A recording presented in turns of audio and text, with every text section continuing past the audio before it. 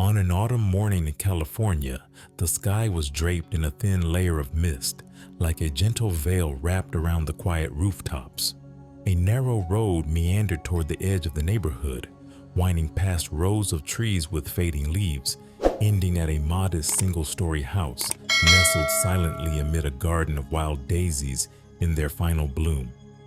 Inside that house, Mrs. Margaret, 78 years old, began her morning as always by sitting beside the window where the first sunlight filtered through the curtain and softly lit the time-worn wrinkles on her thin hands.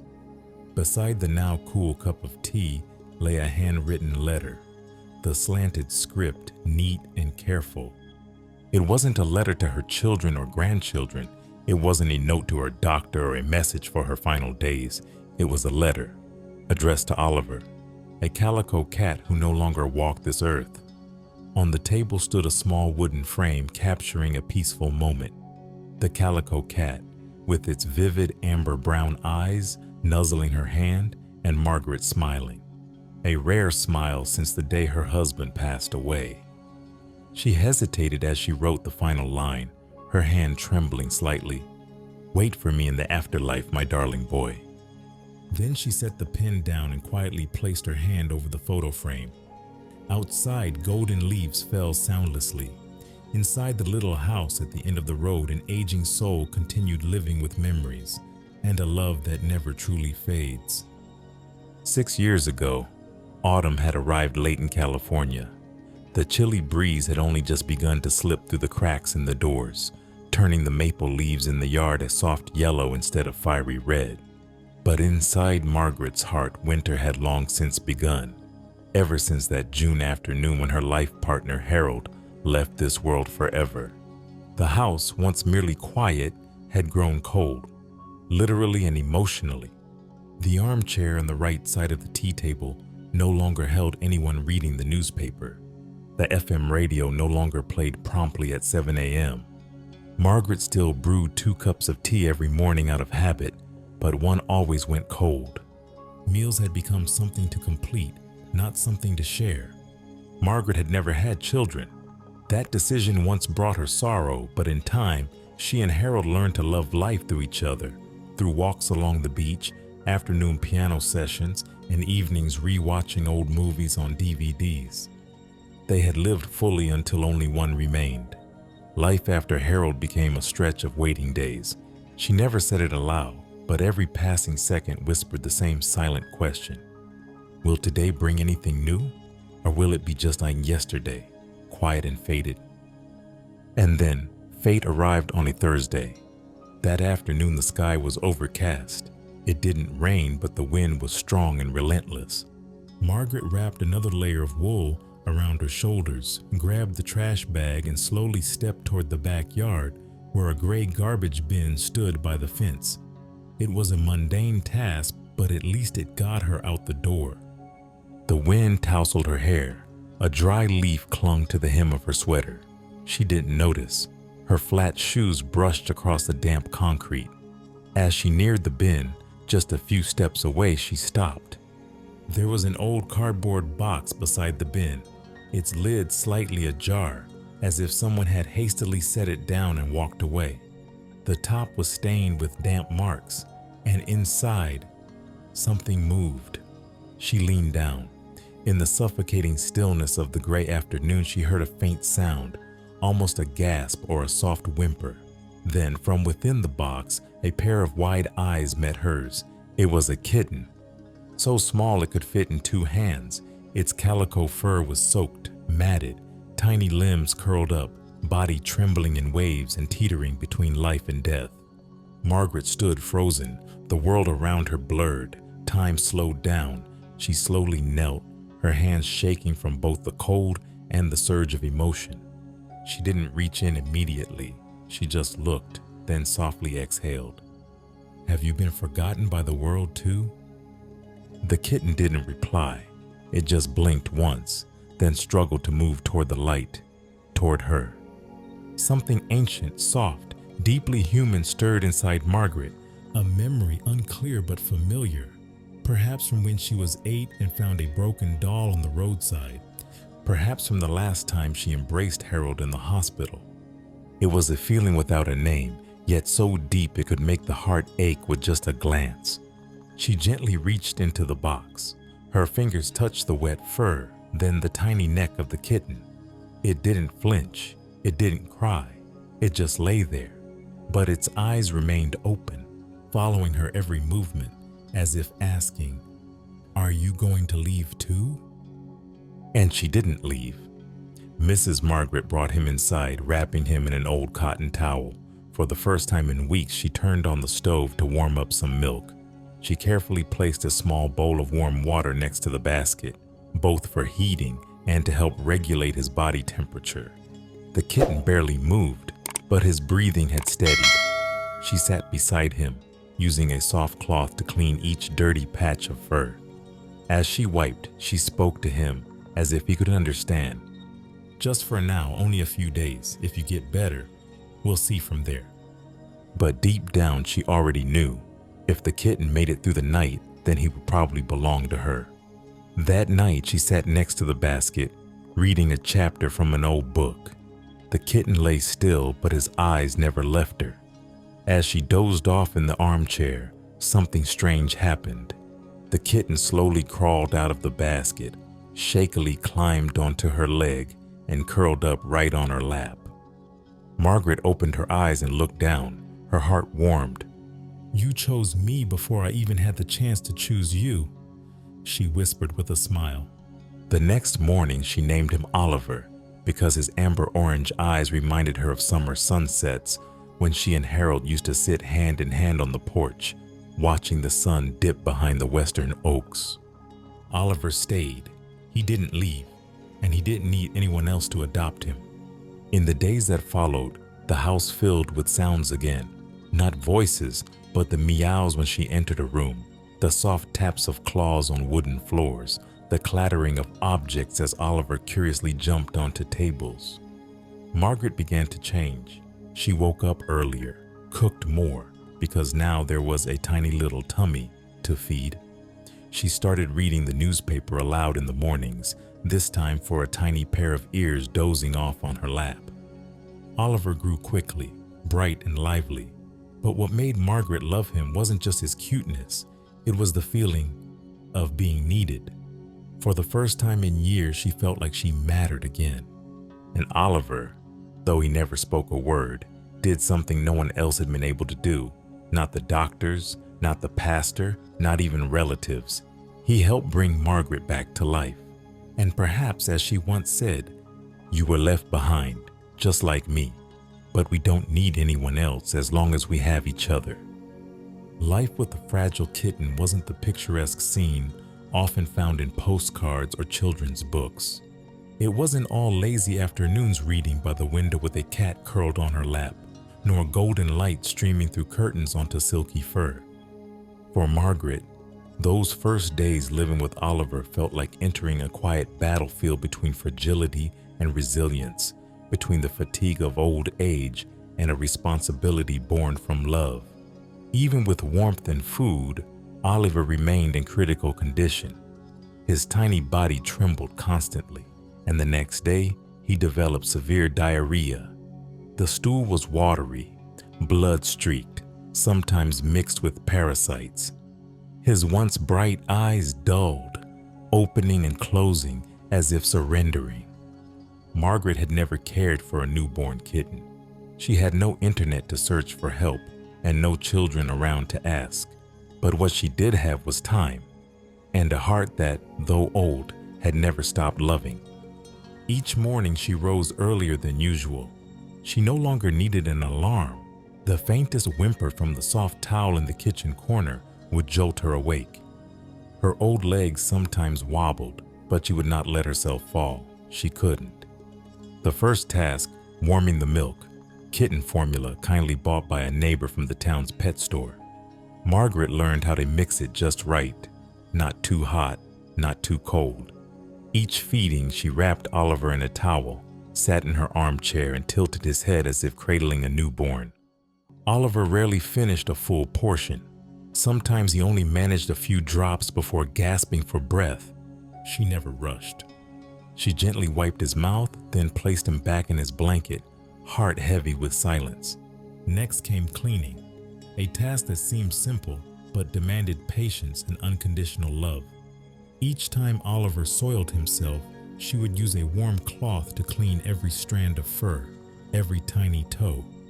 She was as careful as if tending to a fragile infant who could be hurt by the smallest wrong move. Her hands trembled, but her eyes never wavered. One night, it rained. Wind lashed against the window panes. The old house creaked under the storm's weight. Oliver lay still in her lap, his breathing so faint that Margaret had to press her ear close to hear. She pressed her cheek to his back. His skin was icy cold. Then suddenly Oliver shivered. His body stiffened for a few seconds. Panic gripped her. She clutched him tightly to her chest, whispering, "No, please don't leave me. Don't leave me alone again." She sat like that until morning. No sleep, no food, eyes fixed on every fragile breath. Just before dawn, Oliver lifted his chin slightly, brushing against her hand in a faint, unconscious reflex. She burst into tears. For the first time in years, she cried, not from loneliness, but from hope. Tiny, but enough to anchor her heart to life. "You're not allowed to leave me now," she whispered. After that stormy night, Oliver gradually improved. He was still weak, but there was a glimmer in his eyes. Feeding sessions lasted longer. His movements became more coordinated. And then one morning, as she was washing the dishes, Margaret heard a small sound behind her. "Meow." She turned around. Oliver was wobbling off the warm towel onto the wooden floor. His legs were still unsteady, but he could walk, and the first thing he saw was her. He raised his head, stretched up, and brushed against her apron. That feeling, Margaret could never forget. It wasn't like any kind of love she had ever known. It didn't need words, just a gentle touch, yet one that sank deep into her soul. From that day on, Margaret no longer saw Oliver as a rescued cat, because clearly he was rescuing her too. Neighbors began to whisper, "Mrs. Margaret is so old, and she's raising a kitten. What if she falls? There's no one with her. Having a pet just adds more trouble." She's talking to the cat now, all by herself. She heard it all, but she just smiled. She didn't feel angry, because they didn't know that, ever since Oliver appeared, she no longer had to speak to her own reflection in the mirror. She had someone who listened, even if it was just through a gaze, a gentle lick on the hand, or a short meow at dawn. Oliver began to grow quickly. His calico fur turned soft and sleek, with shades of orange, white, and gray blending like sunset light shimmering across a lake. Every step he took on the wooden floor made soft tapping sounds like raindrops knocking on the door. And wherever he went, he never strayed more than a meter from Margaret. Whether she was washing towels, doing dishes, watering plants, or reading a book, Oliver was always there. Sometimes he rested his head on her leg, sometimes just quietly sitting nearby, watching, like a little boy learning every move his mother made. At night, he slept right on her chest or curled against her side, his small paws wrapped around her arm as if to hold her tight. For the first time in many years, Margaret stopped having nightmares because she knew that whenever she opened her eyes, Oliver would be there. One evening, as she was embroidering a handkerchief, Oliver suddenly looked up, tilted his head, and leapt into her lap. He nudged her cheek with his nose, then lay still as if his presence alone was enough. Margaret chuckled softly, ran her fingers through his fur, and whispered, "Do you know you make me feel alive again?" Oliver didn't answer, but he nestled in deeper and breathed steadily. And from that moment, between two souls, one old, one young, an invisible bond was sealed. Not because of rescue, not out of pity, but because they found each other at the exact moment both had believed the world had left them behind for good. Mornings at the little house at the end of the road always began with the softest of sounds, the gentle thud of the newspaper landing on the porch, the clinking of the teapot as the water boiled, and the faint meow like a breath, rising just as Margaret pulled open the curtain. Oliver, now a fully grown cat, carried himself with a calm gait and a slow, thoughtful gaze, much like his owner. But in that soft calico fur was a strange sensitivity, as if he had never forgotten what it felt like to be abandoned. And because of that, he carried a special tenderness for every sign of tiredness Margaret showed. Every morning, Margaret would sit in her armchair by the window, newspaper in hand, glasses on, while Oliver curled up in her lap, resting his head on her right arm that lay gently across her knees. She read the news aloud, not too fast, not too slow, more like telling a story. "There's rain up north today, but we've still got sunshine here, lucky us. Oh, look at this. Someone won $2 million in the lottery, Ollie." Oliver closed his eyes, let out a quiet sound and swished his tail gently in the morning breeze. He didn't seem to care much about the lottery, but he always perked up whenever Margaret read the short stories in the back.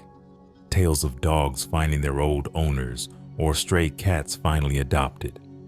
Each time she would whisper, "See that? There are still good people in this world." Then she would lightly tap Oliver on the head as if to ask, "Do you understand me?" And in those deep amber brown eyes there was always a wordless understanding. There was something special about Oliver that no one taught him and no one could explain. He always knew when Margaret was sad. She didn't have to cry. She didn't have to say a word. All it took was her sitting a little longer than usual in front of a cold cup of tea, or her gaze lingering too long out the garden window, and Oliver would rise from his resting spot, leap onto the chair, climb into her lap, and begin to stand guard. He wouldn't nuzzle her, wouldn't beg to play. He would just lie there, resting his head on her hand, eyes barely open, like someone watching over another's dreams, especially on rainy afternoons. Whenever the sky turned gray, Margaret felt her heart grow heavy, as if the scent of rain brought back memories of Harold, of his final days, and the emptiness that followed. And during those times, Oliver never left her side. He'd press close against her, nestle his face into her wrinkled palm, and fall into a deep sleep, as if trying to pass his warmth into the thin cracks of her heart. One October afternoon, rain pattered softly outside. Mrs. Margaret was making tea in the kitchen when her foot suddenly slipped on a puddle of water leaking from the kettle. Her body tilted and collapsed onto the hard tiled floor. The crash rang out sharply.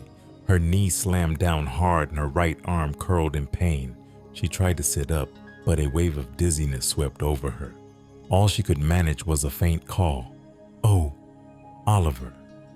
Seconds later, a small figure appeared at the kitchen doorway. Oliver rushed in, eyes wide with panic. He rubbed against her face, letting out a shrill cry. Not the usual soft meow, but a high-pitched, frantic wail again and again.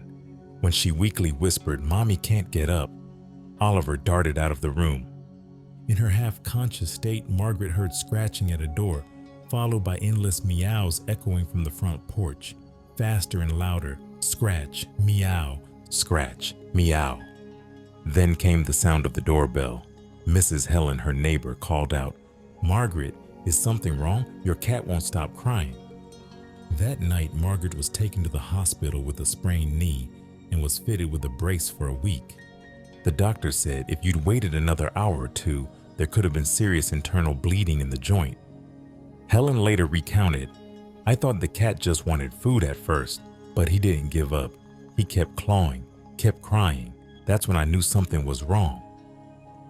Margaret lay in the hospital bed watching Oliver curled up in the cloth bag she had brought along. Silent tears streamed down her cheeks. "He can't speak," she whispered, "but he understands me better than anyone ever has."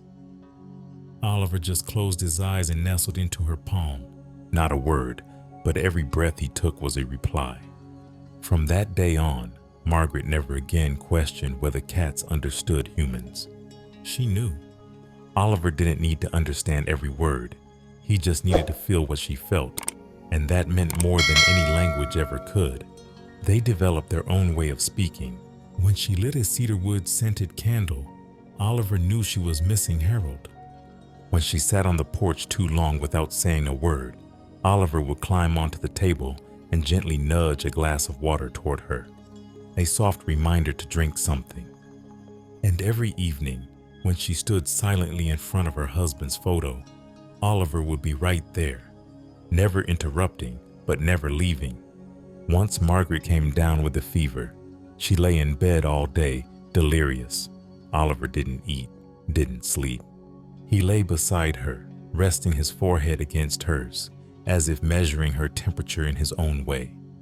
Margaret woke up in the middle of the night to find that tiny cat still lying perfectly still, unmoving, his amber eyes wide open, watching over her sleep for more than 10 hours straight. After that, she looked at Oliver a little longer, and she realized, "You're not just a cat. You're a friend sent by God just when I thought my life had ended." The friendship between Margaret and Oliver needed no promises, no witnesses. It was built little by little, through morning newspaper readings, gentle touches, the sound of claws tapping on the wooden floor at midnight, and the worried cries whenever she coughed. And from those quiet, nameless things, Oliver became the most precious part of Margaret's final years. No one else knew, no one else understood. But to her, having Oliver meant having someone who was always there, always listening, always waiting. That year, autumn came early, bringing with it the signature chill of the California suburbs. Not biting, but enough to make one want to hold tight to what's warm. The maple leaves in the front yard began to fall more heavily. The lavender garden had fewer blooms, and the small house at the end of the road remained as gentle as ever, but now just a little quieter. Oliver was 6 that year, which made him about 40 in human years.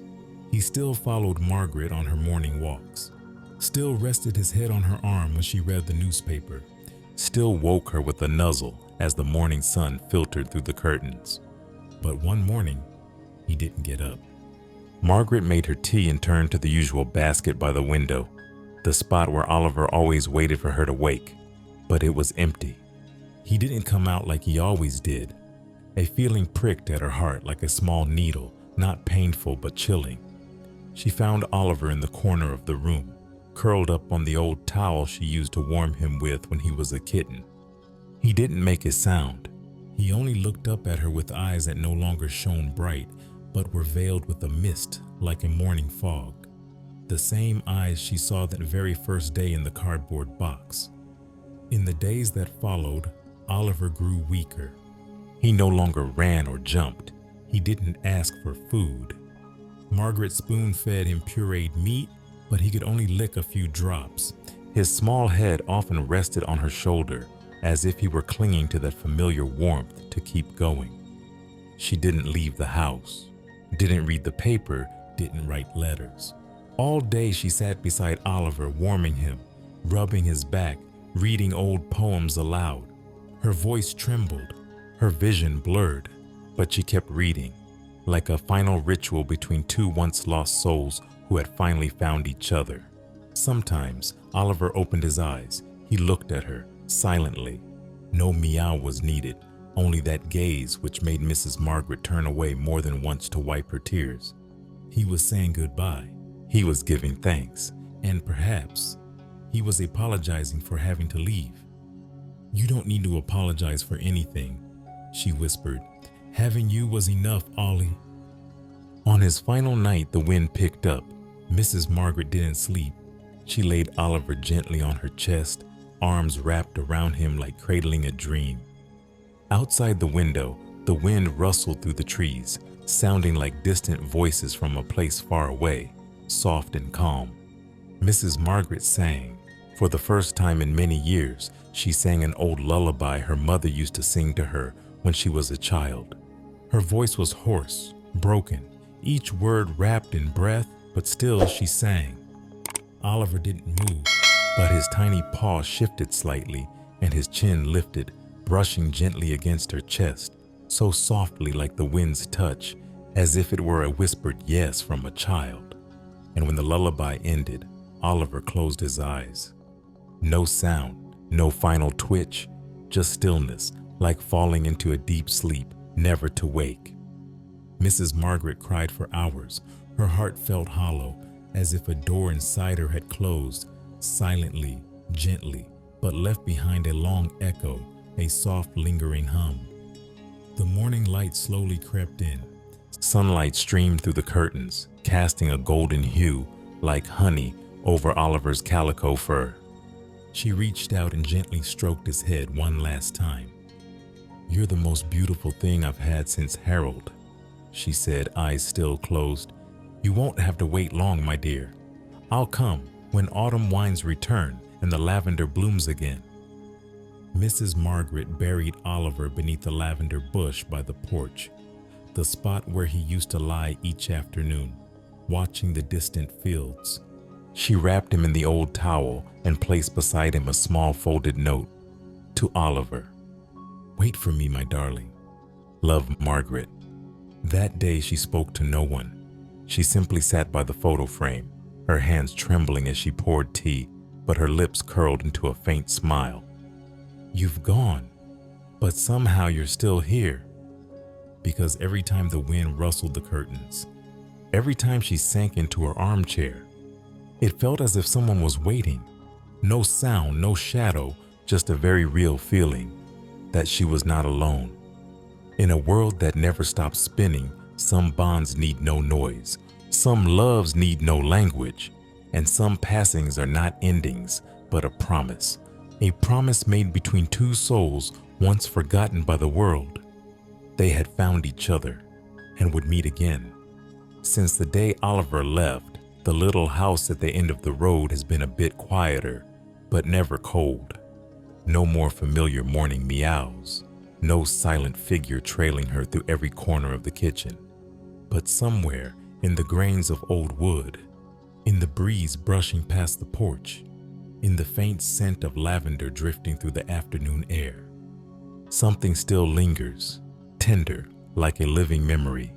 Mrs. Margaret still lives alone now at 84, but since Oliver left, she's never thought of being alone as being lonely.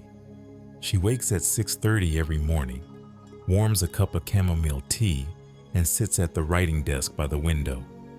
On the table, Oliver's photo frame is polished weekly.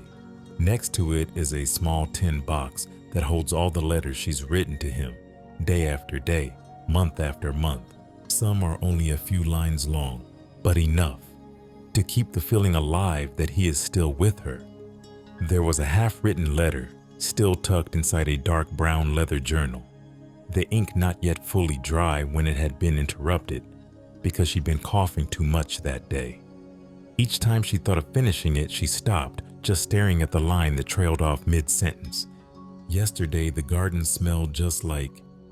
She left it as it was, because perhaps one day she would finish that final part, somewhere else, where Oliver was waiting. Neighbors still came by to visit her.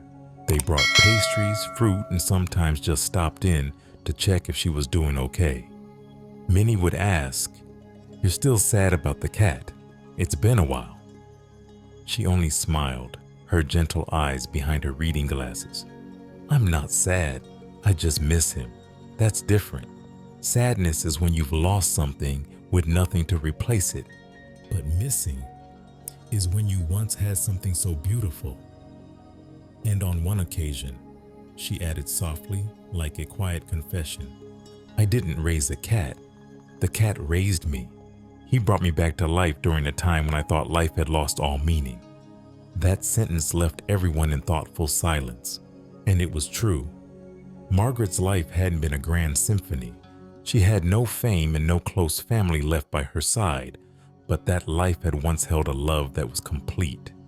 Not loud, not decades long, not etched into any stone, just the gaze of a once abandoned cat, looking at her as if this world had never broken her, and that moment was forever.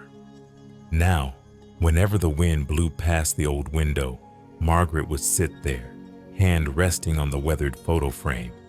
Sometimes she stayed silent for hours. Sometimes she smiled, as if remembering something all over again. People would ask, "Aren't you afraid of being alone?" She would gently reply, "Number because I was once loved, with an entire soul." And that is all life ever truly needs. Sometimes our soul is not saved by people, but by a single gaze that knows how to love. Have you ever been saved by a small soul? If so, I'd love to hear your story. Share it with me in the comments below.